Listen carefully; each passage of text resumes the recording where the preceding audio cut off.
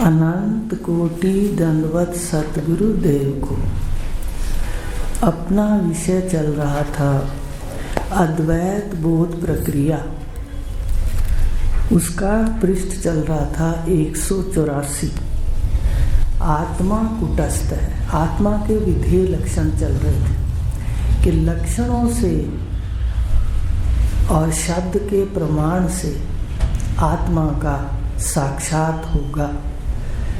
तो अब आया था कि आत्मा, पिछला चला था कि आत्मा स्वयं प्रकाश है, किसी के प्रकाश से प्रकाशित नहीं होती। तो उसके लिए आपको वेदों का भी उदाहरण दिया था और भगवान की गीता का भी था कि जिसको सूर्य चंद्र प्रकाशित नहीं कर सकते, जो सबको सूर्य चंद्र आदि को, देह इंद्रियां आदि को प्रकाशित करता है, वह आत्मा है। फिर था कि आत्मा प्रकाशक है तो सिर्फ क्या ब्रह्मांड के साक्षी के रूप में प्रकाशक है या पिंड के साक्षी के रूप में, शरीर के साक्षी के रूप में प्रकाशक है?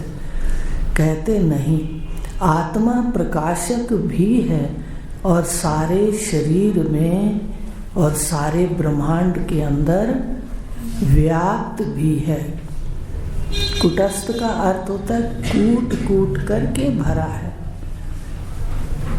जैसे उदाहरण के लिए मिश्री है, तो मिश्री के अंदर जो मिठास है वो मिश्री के हर कण के अंदर कूट कूट करके भरा है,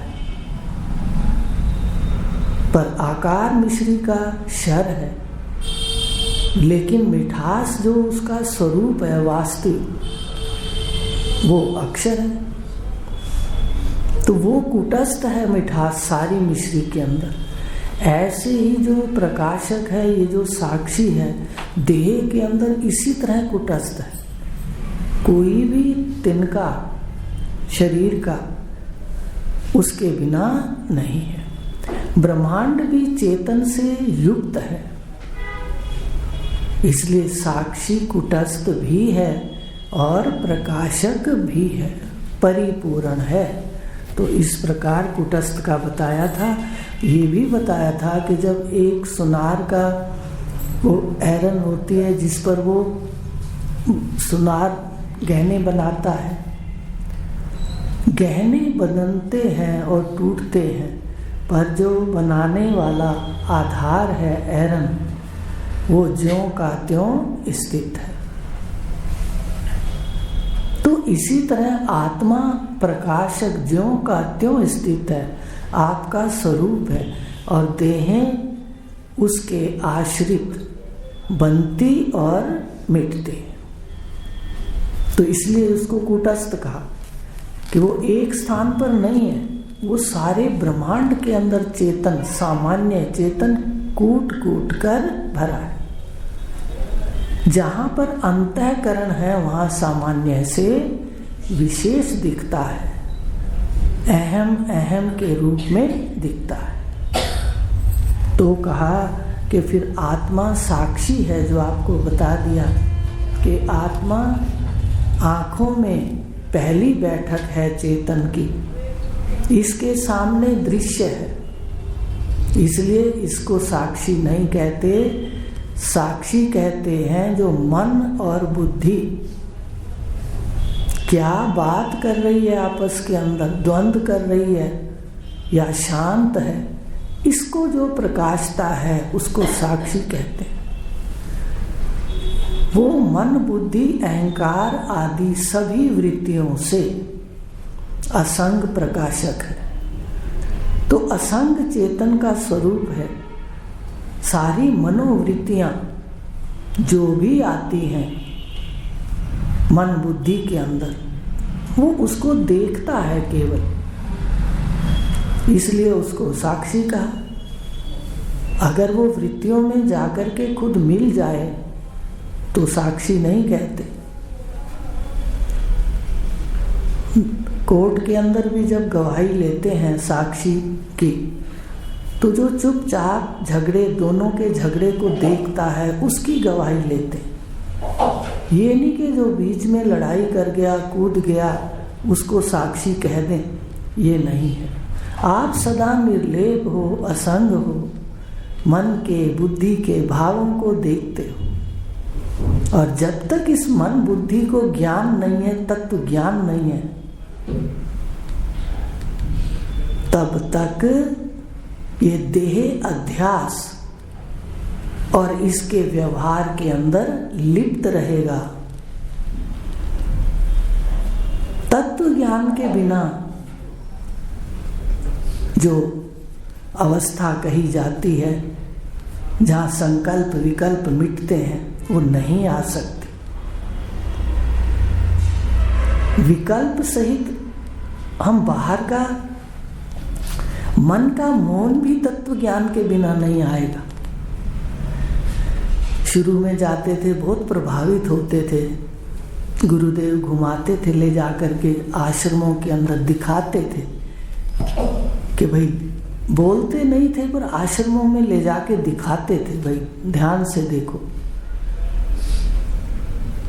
तो देखते थे कि मौनी बाबा के यहाँ ले जाते थे, बहनें भी जाती थी साथ में। तो वो क्या करते थे, स्लेट पे लिख करके बात करते थे, हमें जवाब देते थे गुरुदेव को। तो जब भी मन में आता था कि भाई इसका मतलब अंदर क्रिया तो चलती है, तो ध्यान रखना, आप मन के 15 मिनट बैठते हो, मन को देखते हो, तो आपको एक बात बताते हैं कि जब तक मन मौन नहीं होता, तब तक निर्संकल्प अवस्था और जो जीवन मुक्ति का आनंद है, सर्व दुखों की निवृत्ति है, वो नहीं हो सकती। तो इसलिए पहले तो ये देखना है कि हम बाहर से जब 15 मिनट बैठते हैं, मौन रहते हैं, तो ये हमारे वाणी का पहला मौन है जो जरूरी है साधना में। वाणी का थोड़ा मौन होगा तो अंदर मन का पता लगेगा कि क्या कह रहा है। और फिर दूसरा मौन होता है जब हम तत्व ज्ञान लेकर के इस मन को निश्चय करा देते हैं। तो ध्यान रहे, हम सुनते हैं तो कम से कम हमारा निरीक्षण होना चाहिए कि कितना हमारा ज्ञान अंदर है, कितना संसार अंदर है। क्योंकि इतना सुनने के बाद भी भगवान को कहना पड़ा गीता के अंदर कि ज्ञानी का भी इंद्रियां बलवान पार्थ, खींचे मन निज अर्थ में, विश्व में। क्यों होता है ऐसा? तो कहते तत्व ज्ञान जब तक नहीं है, तो ये जो देह अध्यास है, ये हम ज्ञान लेकर साक्षी पद पर भी बैठ जाते हैं, साक्षी भी हो जाते हैं। ये साक्षी ब्रह्म है, इसमें भी कच्चे रूप से वृत्ति चली जाती। पर जैसे वृत्ति शरीर पर उतरती है, अपने घर को देख लेती है, आप देखा करो, अब अभ्यास जरूरी है। जैसे जाते हो अपने घर को देख लेते हो, फिर लेकिन जब वृत्ति देह पर उतरती है, वृत्ति याद रखना अपने स्वरूप में जाती है। आप सदा साक्षी हो, आप नहीं हिलते, आप तटस्थ कुटस्थ, अभी पढ़ा। फिर ये झगड़ा क्या है जो आता जाता है, जो फंसाता है? तो वृत्ति आत्मा के अंदर स्थित होती है और फिर अहम वाली प्रथम वृत्ति उठती है, देह में आती है, तो वो अपने स्वरूप को याद नहीं रखती, वो इसके अंदर लिप्त हो जाती, फिर बन जाती है, फिर वो सारा व्यवहार कर लेती है। लेकिन अब हमें ये अभ्यास करना है कि उस वृत्ति का हमें स्मरण रहे व्यवहार के अंदर, और जैसे ज्ञान लेते जाएंगे, ज्ञान लेते जाएंगे, तत्व ज्ञान लेकर के, तो देह का जो आज हमारा सच्चाई का अध्यास है कि देह सत्य है, मैं देह हूं, तो ये धीरे धीरे धीरे धीरे क्षीण पड़ता जाएगा तत्व ज्ञान से। तो एक तो देह नश्वर दिखने लगेगी। देखो, जब तक ज्ञान के बाद भी ये दो बातें नहीं है तो हम वृत्ति जैसे आएगी, चाहे वो योगी की हो ज्ञानी की हो, ज्ञान योग से जाए तत्व ज्ञान से, या वैसे कोई हठ योग से भी जाए अगर, तो बाहर का मौन हो जाता है। मौन बता रहे ना, तो अंदर जो तत्व ज्ञान है इसके बिना अंदर मन शांत नहीं होता। तो वृत्ति उतरती है तो दो बातें नहीं जाती। आप मनन करो, निरीक्षण करो। एक तो देह को नश्वर याद नहीं रहती, देह नश्वर है, नश्वर है, नाशवान है। अविनाशी और विनाशी दो हैं, भगवान ने कहा गीता के अंदर। अब देह विनाशी है, नश्वर है, नाश भी होता है, तो इसका कोई टाइम भी नहीं है। हर क्षण ये नाश हो सकती है। इसको क्षण भंगुर कहते हैं, क्षण में भंग हो सकती है। किसी भी क्षण ये नहीं लिखा कि ये इतने समय के बाद नश्वर है। नश्वर के साथ कह दिया क्षण भंगुर है, तो ये बात याद नहीं रहती, तो हम देह में लिप्त हो जाते। दूसरी बात जो होती है, हमारा मन मौन क्यों नहीं होता? मुख तो मौन कर लेते हैं, वाणी तो मौन कर लेते हैं, पर मन के मौन के लिए आपको बताएंगे। तो पहला तो देह नश्वर नहीं दिखती, क्षण भंगुर नहीं दिखती, इसका निश्चय नहीं है। दूसरा जगत सराय है, इसका निश्चय नहीं है।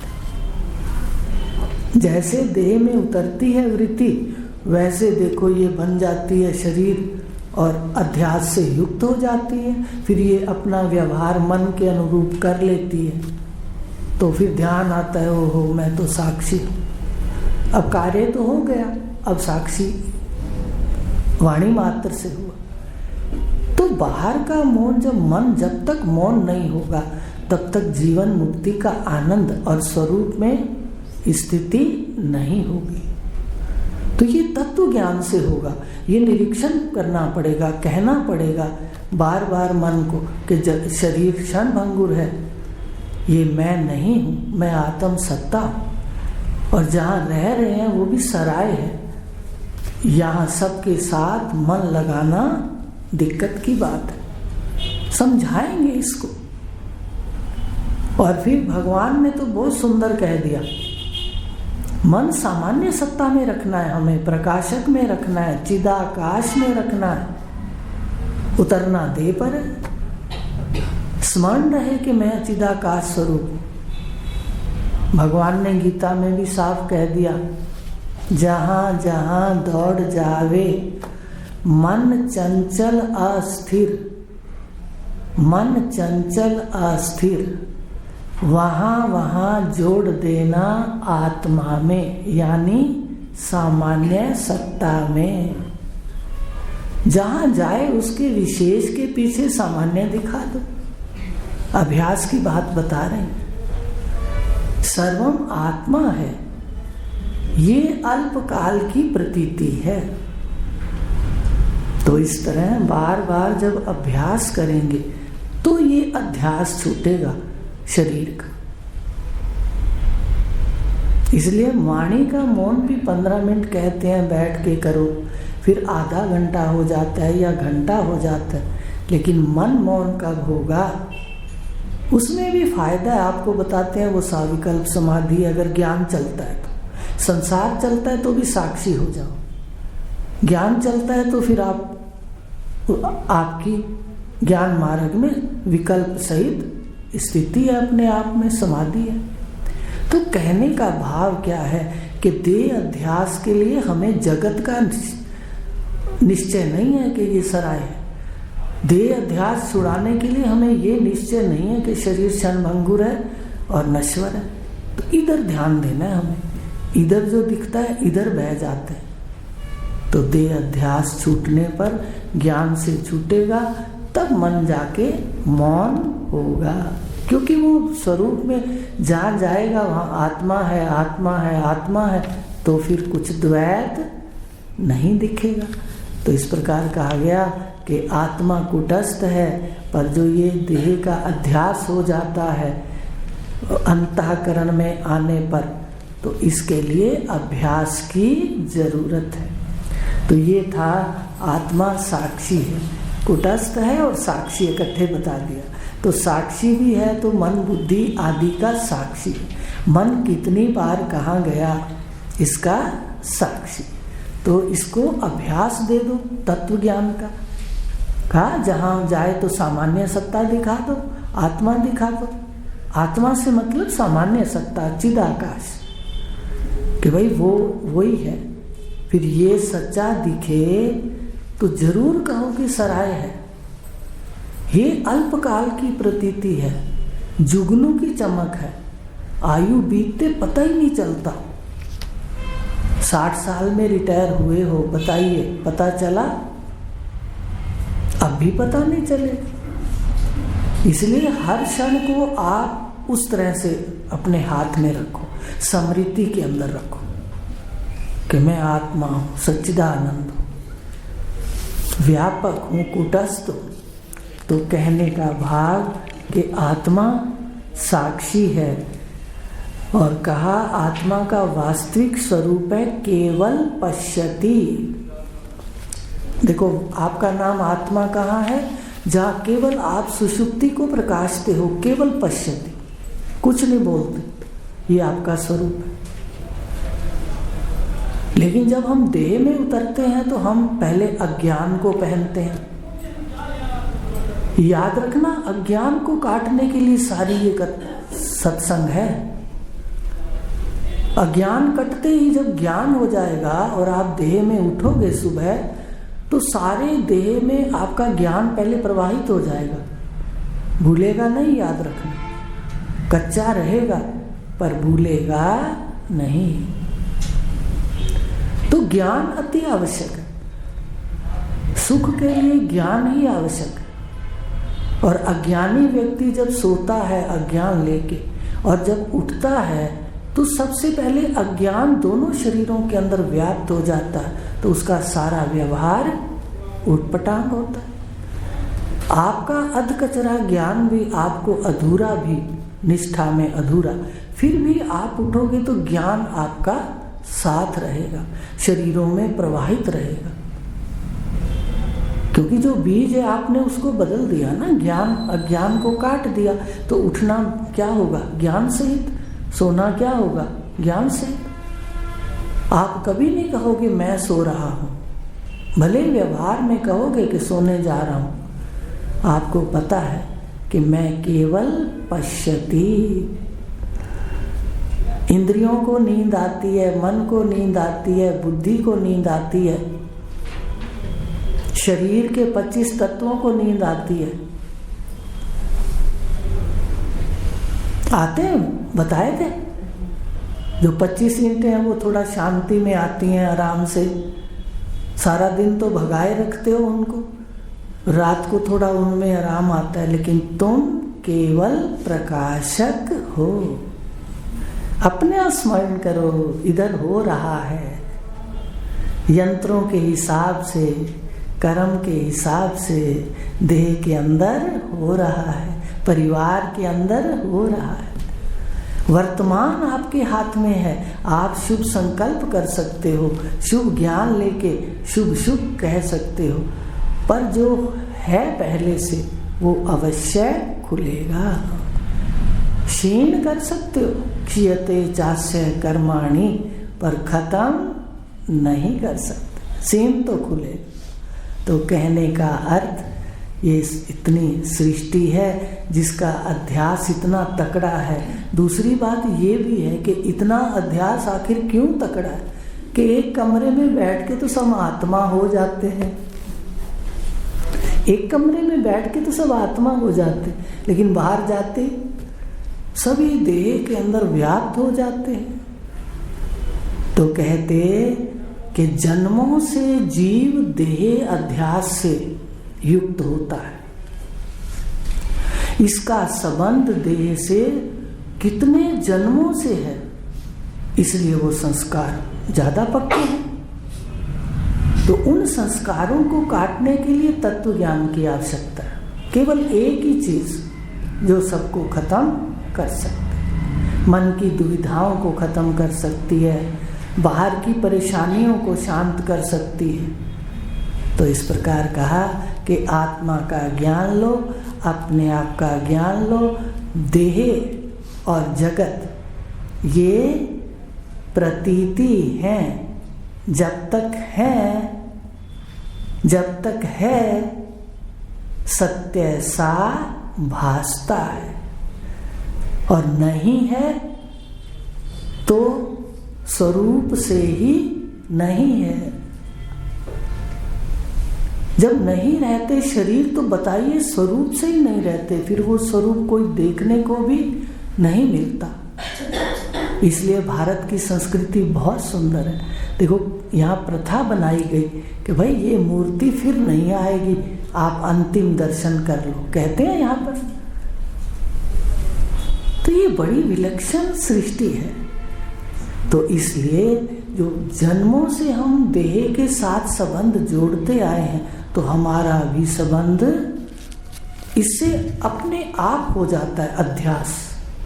सावधान रहना पड़ेगा, ज्ञान को याद रखना पड़ेगा। तो गुरु की कृपा होगी तो वो एक ही पकड़ा देते हैं इसको, बाहर संसार को निकालने के लिए पूरा ज्ञान देते हैं। तो इस प्रकार कहा कि ये जो साक्षी है, अपना आत्मा है, सामान्य सत्य है, चिदाकाश है हमारा स्वरूप। देह से संबंध क्यों होता है ये गलतियां भी बता दी, तो सुन करके इसको नोट करना है, उसको निकालना है। जैसे आए अपने को याद रहे कि देह नश्वर है, ये देखो बदलने वाला है, ये सराय है। कितने आए हमारे अपने और कितने बुजुर्ग कैसे चले गए। तो कहा कि ये जो उपनिषद भी कहता है कि साक्षी आत्मा अद्वितीय है, तो उसके लिए मंत्र है श्वेता श्वेतर का, एको देवा सर्वभूतेषु गूढ़ा। एक ही देव है, समझ रहे हो? देव क्या है? एक ही है, परमात्मा, सामान्य सत ब्रह्म। अब वो एक ही देव आपको पिछले दिनों भी बताया था कि चिदाकाश की स्फुरना ही 3 रूपों में भास रही है। तो एक ही देव जो चिदाकाश है, वही जीव, ईश्वर, जगत, प्रपंच आदि सब है। तो एको देवा सर्वभूतेषु गूढ़ा, सारे भूतों में व्याप्त कौन है? एक ही देव है, सच्चित आनंद अद्वितीय ब्रह्म। क्या है फिर आगे? सर्वव्यापी, सब जगह वही व्याप्त है, सर्वव्यापी, सारे में व्याप्त है। तो फिर अंदर कौन है? देह के अंदर कौन है? बाहर कहा सर्वव्यापी सर्वभूत अंतरात्मा, सब भूतों की अंतर की क्या है? आत्मा। माने एक ही देव अंदर है और वही देव बाहर है, दूसरा नहीं है। आपको एक दिन दर्शन होंगे। आप अगर ज्ञान में समय दोगे तो जो मुझे दिखता है आपको भी दिखेगा, क्योंकि जो मैं हूं सो ही आप हो। लेकिन पुरुषार्थ की आवश्यकता होती। तो कहा सर्वभूत, वही सर्वव्यापी है, वही सर्वभूत अंतरात्मा है। फिर क्या करता है अंदर रह के? कर्माध्यक्षा, उसकी अध्यक्षता में कर्म होते हैं, उसकी साक्षी में कर्म होते हैं। कोई कहे मैंने ये नहीं किया, ये अच्छा नहीं किया या बुरा नहीं किया, वहां तो अटल व्यवस्था है। वहां कोई पूछता थोड़ी ही है कि भाई तूने अच्छा किया कि बुरा किया। वहां तो फैसले दिए जाते हैं कि भाई ये फैसला।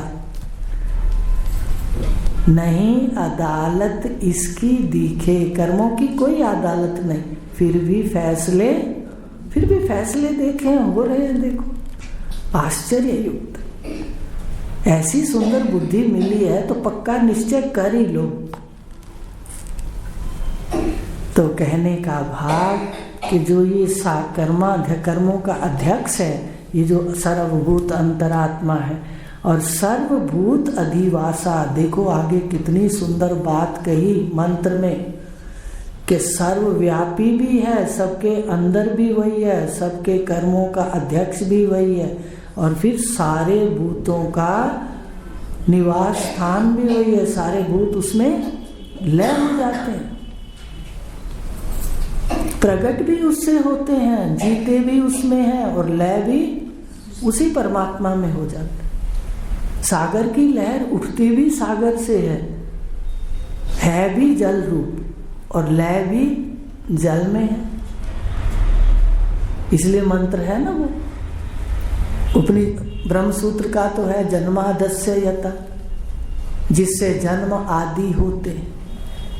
उपनिषद के है यतो वा इमानी भूतानि जायन्ते येन जातानि जीवन्ति, ऐसा है मंत्र। ठीक है, तो सारे भूत उससे प्रकट होते हैं, सब भूतों का वो अधिवास माने उसमें ही जाके सब भूत लय होते हैं। व्याप्त भी वही है, भूतों का लय स्थान भी वही है, भूतों का जन्म स्थान भी वही है, तो सारा क्या होगा भाई? जो सागर से लहर उठती है वो तो जल ही है, जल के बिना कुछ है? ऐसे ब्रह्म से जो जगत और जीव प्रकट हुए तो ब्रह्म के बिना कैसे होंगे? लक्षण मिला लो, जो परमात्मा के लक्षण है वही जीव के लक्षण।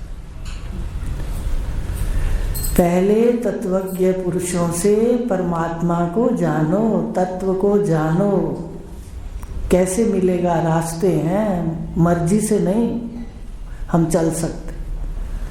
पहले तत्वज्ञ से तत्व को जानना पड़ेगा, परमात्मा को जानना पड़ेगा, उसके बाद जीव को जानना पड़ेगा, फिर लक्षण मिलाने पड़ेंगे।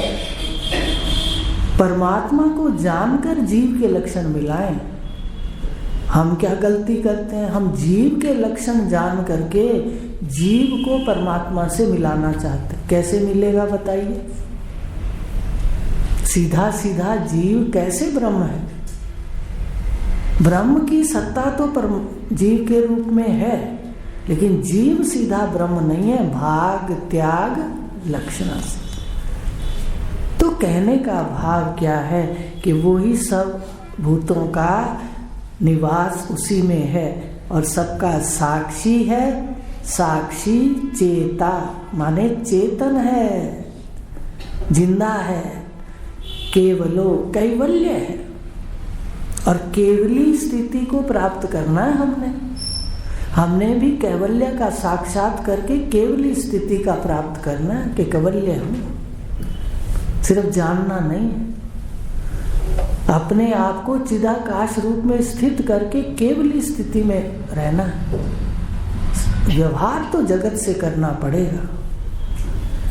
कर्म से तो भगवान ने कहा भाई कुछ भी, अर्जुन ने बोला इतनी प्रार्थना करी, मेरे अपने हैं, मुझे खिलाया है गोद में, जो भी कहा भगवान कुछ नहीं बोले, आखिर में कहा उठ कर्म कर। समझ रहे? कर्म तो करना। कोई कहे गृहस्थ छोड़कर, कष्ट है गृहस्थ में, भाई जहाँ देह को ले जाओगे वहाँ कष्ट साथ जाएगा और देह तो सदा ही साथ रहेगी। तो बड़ा रहस्य है, हम जानते नहीं तो हम यहाँ भी मनमानी कर लेते हैं, लेकिन मनमानी कुछ नहीं, अपने वर्ण धर्म के अनुसार कर्म और तत्व को जानना। स्थित चिदाकाश में स्थिति कैवल्य स्थिति में रहे, व्यवहार जगत में करें। तो कहने का अर्थ कि चेत साक्षी आप बताया ना, उस देव के क्या लक्षण है? एक ही देव जो सर्वत्र है, चेतन है, केवलो और निर्गुणश्च, तीनों गुणों का साक्षी है। तीनों गुण उसके सामने आते हैं और जाते हैं। तो बता दीजिए, तीनों गुण सत आता है आपके सामने मन में, गुण मन के हैं, बुद्धि के हैं। रज आता है आपके सामने, सत आता है तो किताब उठा लेते हो, रज आता है तो घर का काम या पढ़ना लिखना शुरू कर देते हो, तम आता है तो आलस निद्रा आ जाती है। तो गुणातीत है आत्मा।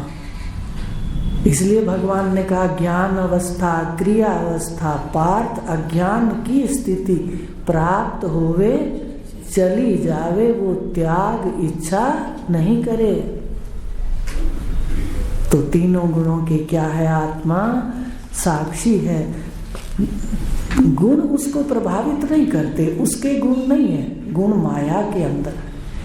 माया उसकी शक्ति है, माया एक छल है, थोड़े समय दिखाती है कुछ का कुछ। एक राख के लोटे को या आप कहो 2 किलो या 3 किलो राख को मनुष्य के रूप में दिखाती है, कैसे आकर्षित करती है, कैसे वस्तुओं को दिखाती है और हम भागे जाते हैं, भागे जाते हैं। भगाते भगाते भगाते एक दिन अज्ञानी है तो दम तोड़ देता है रेगिस्तान के अंदर। जानकार है तो अपने को जान करके उस रेगिस्तान में बैठ करके भी उसके लिए गुरु के वचनों का वृक्ष खड़ा हो जाता है और वो ठंडी छाया में बैठता हुआ शांति से सफर करता है। तो इस प्रकार कहा कि आत्मा साक्षी है। उसके लिए आपको बता भी दिया कि एक ही देव है परमात्मा, उसको सारी संज्ञा है, तो साक्षी भी है। और फिर ये उदाहरण दे दिया उसके लिए है। तो कल आगे लेंगे आत्मा दृष्टा है, ठीक है। अब वो जगत के अंदर अगर बैठा है तो किस रूप में है, ये सारे लक्षण उसके आत्मा के फिर आपको एक लाइन में बताएंगे कि कैसे कैसे क्या नाम है और कैसे उसका स्थान है। ओम पूर्णमद